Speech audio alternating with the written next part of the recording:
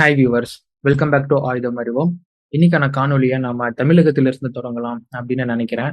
So தங்கம் விலை இப்போ ஏறுமுகமா போயிட்டு இருக்கும் இந்த காலகட்டத்தில் நம்ம தமிழகத்தில் இருக்கும் 21 கோயில்களில் இருந்து சுமார் 1000 கிலோ தங்கத்தை எடுத்து நம்ம தமிழக அரசு உருக்க போறாங்களாம். இப்படி உருக்கப்படும் தங்கத்தை பாரா மாத்தி அந்த பாரை கொண்டு போய் பேங்க்ல டெபாசிட்டா பண்ண போறாங்களாம். இப்படி டெபாசிட் பண்ணுவதன் மூலமா வருஷத்திற்கு இதுல இருந்து வரும் வட்டி மட்டும் 17.81 கோடியா இருக்கும் அப்படின்னு கணிக்கப்பட்டு சொல்லப்பட்டிருக்கு. ஸோ வருஷத்திற்கு கோவில்ல இருக்கும் தங்கத்தை வித்து இவங்க டெபாசிட்டா வச்சு அதுல இருந்து வட்டி எடுத்து என்ன பண்ண போறாங்க அப்படிங்கிறத எனக்கு தெரியல. எலெக்ஷன் வேற வருது. ஸோ பணம் தேவைப்படும். இதை பத்தின உங்களின் கருத்துக்கள் என்ன அப்படிங்கிறத நீங்க கமெண்ட் பாக்ஸ்ல போடுங்க. இன்னைக்கான காணொலி நாம எதை பத்தி பிரதானமா பார்க்க போறோம் அப்படின்னா டிப்ளோமேட்டிக் வாட்ச். டிப்ளோமேட்டிக் வாட்ச்னா ராஜதந்திர பேச்சுகள், ராஜதந்திர நடவடிக்கைகள். இதை பத்தி தான் இன்னைக்கு நாம பார்க்க போறோம். என்ன ராஜதந்திர நடவடிக்கைகள் இப்ப நம்மளை சுத்தி நடக்குது அப்படின்னு கேட்டீங்கன்னா, ஃபர்ஸ்ட் ஒன், இந்த ஈரானுக்கும் அமெரிக்காவுக்கும் உள்ள நியூக் டாக், அதாவது அணு ஆயுதத்தை பத்தின பேச்சுவார்த்தைகள் இப்ப 2ஆம் கட்டத்தை நோக்கி நகர்ந்திருக்கு. இன்னைக்கு நாம அதை டிஸ்கஸ் பண்றோம். ஆப்வியஸ்லி இந்த வீடியோ பார்க்கும் நேரத்துல அந்த பீஸ் டாக், அந்த நெகோசியேஷன் நடந்துகிட்டு இருக்கும். இந்திய நேரப்படி சுமார் மாலை 4:35 4:30 வாக்குல இந்த நெகோசியேஷன் ஆரம்பிக்கப்பட்டது. ஸோ இன்னைக்கு அதை பத்தி நம்ம டிஸ்கஸ் பண்ண போறோம். பிளஸ் இந்த ரஷ்யா உக்ரைனுக்கான அமைதி பேச்சுவார்த்தை அதுல இருந்து ட்ரம்ப் பின் வாங்கிட்டாரு. நான் இனிமேல் இதுக்கு வரமாட்டேன்பா, என்னால முடியல அப்படின்னு ட்ரம்ப் வெளியே வந்துட்டாரு. ஸோ இந்த 2 டிப்ளமேட்டிக் டாக்ஸ், இதை பத்தின டிப்ளமேட்டிக் வாட்ச் தான் இன்னைக்கான காணொலியில நாம பார்த்து தெரிஞ்சுக்க போறோம். நீங்கள் பார்த்து கொண்டிருப்பது ஆயுதம் அறிவோம். Let's dive into it.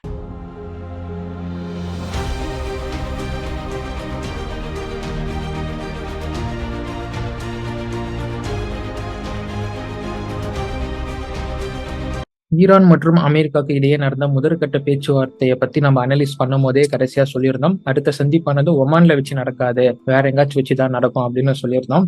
அது போலதான் இப்ப இந்த டாக் ஆனது இத்தாலியில வச்சு நடத்தப்பட்டுக்கிட்டு இருக்கு. இந்த முதல் பேச்சுவார்த்தைக்கும் 2ஆம் கட்ட பேச்சுவார்த்தைக்கும் இடையே உள்ள நாட்கள்ல இரு தரப்பும் இடையே அமெரிக்கா தரப்புல இருந்து என்ன எதிர்பார்க்கப்படுது, ஈரான் தரப்பு அதை எப்படி டினை பண்றாங்க அப்படிங்கிறதையும் அவங்க சொல்லியிருந்தாங்க. அதாவது விக்டாஃப் என்ன சொல்லியிருக்கிறாருன்னா, 2015 Iran nuclear deal joint comprehensive plan of ஆக்ஷனுங்கிற JCPOA என்ன சொல்லியிருந்தோம்னா, ஈரானுக்கு 3.67% என்ரிச்டு யுரேனியம் இருந்தாலே போதுமானது அப்படின்னு அளவை வச்சு சொல்லியிருந்தோம். மீண்டும் இங்க அதே தான் நாங்க வலியுறுத்துறோம். They are allowed to keep up to 3.67% enriched uranium அப்படிங்கிறாங்க.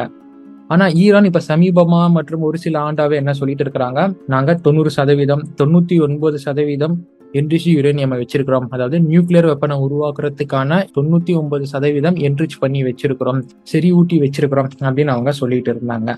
சரி, அப்ப விட்காஃப் சொல்ற மாதிரி 3.67 இருக்கணும், மத்ததெல்லாம் அப்ப என்ன பண்ணுவாங்க அப்படிங்கிற கேள்விக்கு நம்ம வரலாம். அதற்கு முன்னாடி நராக்ஷி இதை எப்படி டிஃபெண்ட் பண்ணிருக்கிறாருன்னா, ஓகே நீங்க லிமிட் பண்ணுவேன்னு சொல்றீங்களா, நாங்க ஒத்துக்கிறோம், உடன்படுறோம்.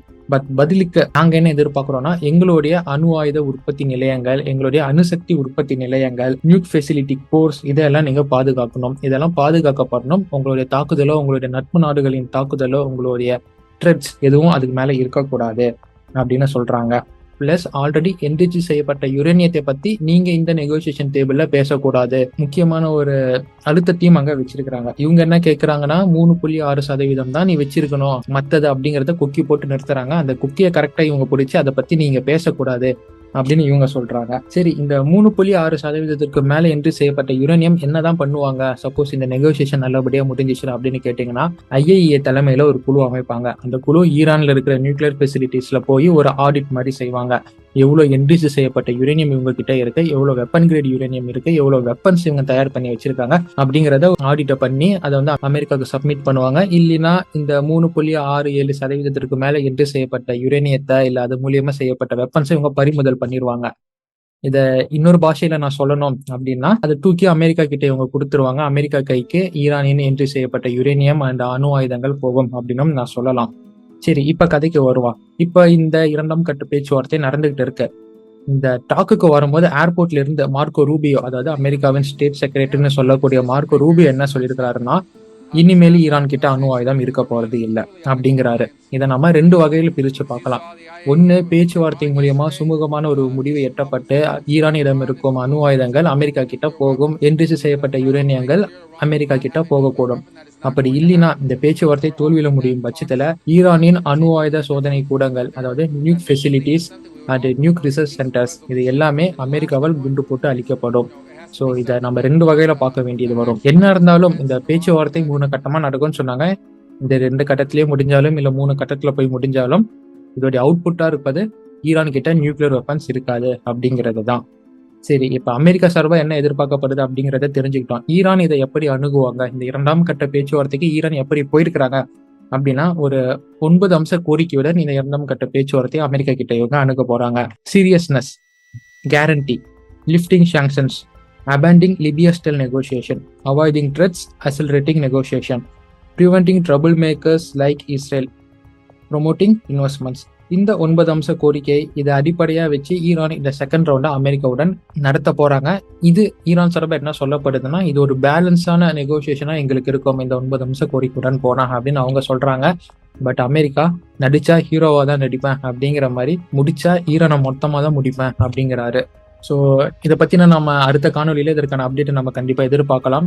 அடுத்து நாம ரஷ்யா உக்ரைனுக்கு போகலாம். ரஷ்யா உக்ரைன் இந்த இரு நாடுகளுக்கும் இடையே போரில் இறந்தவங்களின் உடலை எக்ஸ்சேஞ்ச் பண்ணியிருக்கிறாங்க. அதில் ரஷ்யாவின் 41 வீரர்களின் உடலை உக்ரைனியர்கள் தந்திருக்கிறாங்க. பதிலுக்கு ரஷ்யர்கள் 909 வீரர்களின் உடலை உக்ரைனுக்கு தந்திருக்காங்க. போன மாதம் தான் குர்ஸ்க் ஃப்ரண்ட்ல பல்லாயிரக்கணக்கான உக்ரைனிய வீரர்கள் பிணைய கைதிகளை ரஷ்யர்கள் பிடிச்சு கொண்டு போயிருந்தாங்க. அவங்கள முடிச்சிருவோம் அப்படின்னு சொல்லப்பட்டு இருந்த நிலைமையில ஸோ அதுல கொல்லப்பட்ட சில பேரா அப்படிங்கிறது ஒரு கேள்விக்குறியா இருக்கு. ரஷ்யா உக்ரைன் பிரச்சனை அப்படின்னு சொல்லும்போது தான் எனக்கு ஞாபகம் வருது, அமெரிக்காவாலும் ட்ரம்ப்பாலும் இனிமேல் ரஷ்யா உக்ரைன் பிரச்சனையை சமாளிக்க முடியாது, நாங்க பின்வாங்குறோம், இன்க்ளூடிங் உக்ரைனுக்கு அமெரிக்காவால் தரப்பட்ட ஆயுத உதவிகள் முதற்கொண்டு அப்படின்னு நேற்று ட்ரம்ப் வெளிப்படையா தன்னுடைய இயலாமையை ஒத்துக்கிட்டாரு. அவர் சொன்னதை நான் அப்படியே தமிழ் உங்களுக்கு மொழிபெயர்த்து சொல்றேன். இந்த 2 நாட்டிற்கு இடையே ஆன பேச்சுவார்த்தை எதிர்பார்த்த கால அளவை தாண்டி போயிட்டு இருக்க. ஏதேனும் ஒரு தரப்பு, ரஷ்யாவோ இல்ல உக்ரைனோ, இந்த பேச்சுவார்த்தைக்கு உடன்படவில்லை என்றால் நீங்கள் இருவரும் முட்டாள், கடினமான நபர்கள் என கூறி அமெரிக்கா இந்த தலையீட்டில் இருந்து வெளிவரும் அப்படின்னு அவர் சொல்லியிருக்கிறாரு. இது நான் ஆரம்பிச்ச சண்டை இல்ல, பைடன் ஆரம்பிச்சது. இதை முடிக்கணுங்கிற கடமை எனக்கு இல்ல, I will take pass on that அப்படின்னு திடீர்னு ஒரு பிரஸ் மீட்டை வச்சு ட்ரம்ப் சொல்லியிருப்பது ரஷ்யா உக்ரைன் இடையே உள்ள மோதல் எந்த அளவுக்கு வலுவா இருக்கு அப்படின்னு நமக்கு எடுத்து காட்டுது. கூடவே இத்தனை நாளா ரஷ்யா உக்ரைன் உடன்பட்டு வரலன்னா நான் அதை பண்ணுவேன் இதை பண்ணுவேன் அப்படின்னு சொல்லிட்டு இருந்த ட்ரம்ப் இப்ப நான் ஒன்னும் பண்ண மாட்டேன், என்னால முடியல அப்படின்னு கைவிரிப்பது ட்ரம்ப் ஏற்படுத்தின வரி யுத்தத்துல எப்படி அமெரிக்கா சிக்கி மீள முடியாம தவிச்சுக்கிட்டு இருக்கு அப்படிங்கிறதையும் நமக்கு காட்டுது. பிகாஸ் ட்ரம்ப்பை ஃபாலோ பண்ணி ஜேடி வேன்ஸ் என்ன சொல்லியிருக்கிறாரு அப்படின்னா, ரஷ்யா உக்ரைன் பின்னாடி போவதே எங்களுக்கு வேலை இல்லை, அதற்காக நாங்க வரல, அதை விட முக்கியமான விஷயங்களை நாங்க பண்ண வேண்டியது இருக்கு, எங்களுக்கு ஃபோக்கஸ் பண்ண விஷயங்கள் நிறைய இருக்கு அப்படின்னு சொல்லியிருக்கிறாரு. இப்ப அமெரிக்கால ஃபோக்கஸ் பண்ணக்கூடிய விஷயமா என்ன இருக்கு? ஆப்வியஸ்லி அது இந்த வரி யுத்தம் தான். வரி யுத்தத்தால அமெரிக்கா பயங்கரமா மாட்டியிருக்கு. சீனாவுடன் வரி யுத்தம் பயங்கரமா போயிட்டு இருக்கு. சீனா ஒவ்வொன்றா அவங்க சப்ளைவா இருக்கட்டும், அவங்களுடைய இம்போர்ட்டா இருக்கட்டும் ஸ்டாப் பண்ண ஆரம்பிச்சிருக்காங்க. எல்என்ஜி சப்ளை பண்ணுவதை நிறுத்திருக்கிறாங்க, விமான உதிரி பாகங்களை நிறுத்திருக்காங்க, போயிங் விமான கொள்முதலை நிறுத்திருக்கிறாங்க, கிரிட்டிக்கல் மினரல்ஸை சப்ளை பண்ணுவதை நிறுத்திருக்கிறாங்க. மறுபக்கம் அமெரிக்கால இருந்து இம்போர்ட் செய்யப்படும் பீஃப், பெரிய அளவுக்கு இவங்க அமெரிக்கால இருந்து தான் பீஃபை இம்போர்ட் பண்ணி சாப்பிட்றாங்க. அந்த இம்போர்ட்டை சைனா கட் பண்ணியிருக்காங்க. அதற்கு ஆல்டர்னேட்டா ஆஸ்திரேலியா மற்றும் ஆப்பிரிக்கா நாடுகள் கிட்ட இந்த ஆர்டரை கொடுத்திருக்காங்க. இதுல குறிப்பா நம்ம ஆஸ்திரேலியாவை பார்க்கணும். ஆஸ்திரேலியாவுக்கும் சீனாவுக்கும் ஏக பொருத்தமா இருந்துச்சு, இன்க்ளூடிங் அவங்க கோல் பயன்படுத்துறதை நிறுத்திக்கிட்டு இருந்தாங்க. அமெரிக்காவின் இந்த முரண்பாட்டால இவங்க இந்த பக்கம் திரும்பிக்கிட்டாங்க. அதே மாதிரிதான் இந்தியா கிட்டயும் இவங்க பாலிஷா வராங்க, அதையும் நாங்க சொல்ல விரும்பிக்கிறேன். பிளஸ் சமீபமா ரொம்ப லேட்டஸ்டா சைனா சார்பா இருந்து சொல்லப்பட்டிருக்கிறது என்னன்னா, ட்ரம்ப் மற்றும் அமெரிக்கா அவங்களுடைய வரி யுத்த மைண்ட் செட் எண்ணத்துல இருந்து பின்வாங்காத வர அமெரிக்கா கூட எந்த பேச்சுவார்த்தையும் சீனா வைக்க போறது இல்ல, நடத்த மாட்டோம் அப்படின்னு அவங்க திட்டவட்டமா சொல்லிட்டாங்க. இதுதான் அவங்களுடைய அல்டிமேட் முடிவா இருக்கு. நீ போட்ட வரையே கேன்சல் பண்ணிட்டு கூப்பிடு, நாங்க பேச்சு வரோம் அப்படின்னு இப்ப சைனா அமெரிக்காவுக்கு டிமாண்ட் பண்ற ஸ்டேஜுக்கு போயிருக்காங்க. ஆப்வியஸ்லி இதை தான் இங்க நான் சொல்ல விரும்புறேன். சரி, பேக் டு ரஷ்யா உக்ரைன். இப்ப அமெரிக்கா கம்ப்ளீட்டா ஸ்டெப் பேக் பண்ணும் பட்சத்துல வெறும் ஐரோப்பிய ஒன்றிய நாடுகள், அதுலயும் ஒரு சில முக்கிய நாடுகளின் உதவியுடனே ரஷ்யாவை எதிர்த்து உக்ரைனால சண்டை போட முடியும், சண்டை போட வேண்டி வரும். அமெரிக்கா ஆட்சி மாற்றம் வந்த பிறகு இந்த ஆஸ்திரேலியா, ஜப்பான் போன்ற நாடுகள் சைலண்டா உக்ரைனுக்கு தரும் உதவிகளை குறைச்சிட்டாங்க. இட் ஆல்மோஸ்ட் நல் அப்படின்னு சொல்லலாம். ஸோ உக்ரைன் கான்டாக்ட் குரூப்ல 58 நாடுகள் 59 நாடுகள் இருந்து உதவி பண்ணிட்டு இருந்த நேரத்துல ஆட்சி மாற்றம் வந்த பிறகு அது வெறும் ஐரோப்பிய நாடுகளா சுருங்கி இருக்கு. பிளஸ் நேட்டோன்னு வந்தோம்னா அமெரிக்கா இல்லாத நேட்டோ அவங்க மட்டும்தான் உக்ரைனுக்காக ரஷ்யாவை எதிர்த்து சண்டை போட நேரிடும். நமக்கே தெரியும், நேட்டோவின் பலமே அமெரிக்காவும் அமெரிக்காவால் தரப்படும் ஃபண்ட்ஸும் அமெரிக்க வெப்பன்ஸும் தான். ஆனா அதுவே இல்லாம வெறும் நாட்டோ அப்படின்னு போறது இது வெறும் ஐரோப்பிய ஒன்றியம் விசஸ் ரஷ்யா அப்படிங்கிற ஒரு போரா தான் போய் முடியும். மறுபக்கம் நம்ம ரஷ்யா கிட்ட வந்தோம்னா ரஷ்யா சின்னதா ஒரு ரெசிஸ்டன்ஸை காமிச்சாலே போதும், நான் நீ சொல்றத கேட்க மாட்டேன், பிடித்த இடங்கள் எல்லாமே எங்களுக்கு தான் வேணும் பிளஸ் கிரீமியா அப்படின்னு அவங்க பிடிச்ச பிடியில விடாம இருந்தாவே அமெரிக்கா ஆட்டோமேட்டிக்கா பின் வாங்கிட்டு போயிடுவாங்க. உக்ரைனும் முழுமையா பகுதிகளை இழக்க நேரிடும் இன்கேஸ் இந்த negotiation or peace talk whatever you say it get with health. But ஜெலன்ஸ்கியும் சண்டை தொடரணும் அப்படின்னு தான் விரும்புறாரு.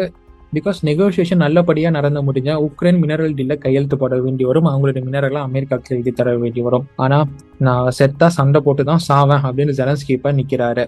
பட் புட்டினுக்கு இங்க எதுவா இருந்தாலும் சரி, எந்த முடிவா இருந்தாலும் சரி, எனக்கு லாபம் தான், எனக்கு வெற்றி தான், results won't affect Russia and Putin legacy அப்படிங்கிறது தான் இங்க ரஷ்யாவின் பார்வையாகவும் ஜெலன்ஸ்கியின் பார்வையாகவும் இருக்கு. இதுல அமெரிக்கா பின்வாங்குறது வாங்காதது அவங்க விருப்பம், ஆனா ரஷ்யாவின் வெற்றி இங்க தடுக்க முடியாததா இருக்கு அப்படிங்கிறது தான் இந்த டிப்ளமேட்டிக் வாட்ச் நமக்கு சொல்லும் விஷயமா இருக்கு. ஸோ இன்னைக்கு நாம 2 டிப்ளமேட்டிக் வாட்சை பார்த்துருக்கோம். ஸோ அதுல ஒன்னு கண்டினியூ ஆகும், இன்னொன்னு அப்படியே நிக்க போறது ரஷ்யா உக்ரைனுக்கான அமைதி பேச்சுவார்த்தை, கண்டினியூ ஆக போறது ஈரான் மற்றும் அமெரிக்காக்கான பேச்சுவார்த்தை. கண்டினியூ ஆக போறதுங்கிறத என்னோட தனிப்பட்ட முறையில தான் சொல்லியிருக்கேன். இந்த செகண்ட் ரவுண்ட் டாக்கின் முடிவுல தான் அதற்கான உண்மையான செய்தி என்னன்னு தெரிய வரும். இன்னைக்கான காணொலி பற்றின உங்களின் கருத்துக்கள் என்ன அப்படிங்கறத கமெண்ட் பாக்ஸ்ல போடுங்க. இன்னும் நம்ம சேனலை பார்க்காதவங்க ஃபர்ஸ்ட் டைம் பாக்குறீங்கன்னா நம்ம சேனலின் ப்ரொஃபைல போய் பாருங்க, எது மாதிரியான வீடியோக்கள் நம்ம பகிர்ந்து வரும் அப்படின்னு. ஸோ நம்ம பிரைமரியா ஃபோக்கஸ் பண்றது இந்திய டிஃபென்ஸ் அப்டேட் அண்ட் இந்திய டிஃபென்ஸ் நியூஸ்கள் தான். இது போக இது மாதிரியான டிப்ளமேட்டிக் வாட்ச், ஜியோ பொலிட்டிக்ஸை நம்ம அனலைஸ் பண்ணி போடுவோம். So go head for our channel. Hopefully will be like our channel. பிடித்திருந்தால் மட்டும் நம்ம சேனலை சப்ஸ்கிரைப் பண்ணா போதுமானது. ஸோ இந்த வீடியோவை இதோட நான் முடிச்சுக்கிறேன். Until it's signing off from ஆயுதம் அறிவும் and stay tuned for next video. நன்றி, வணக்கம்.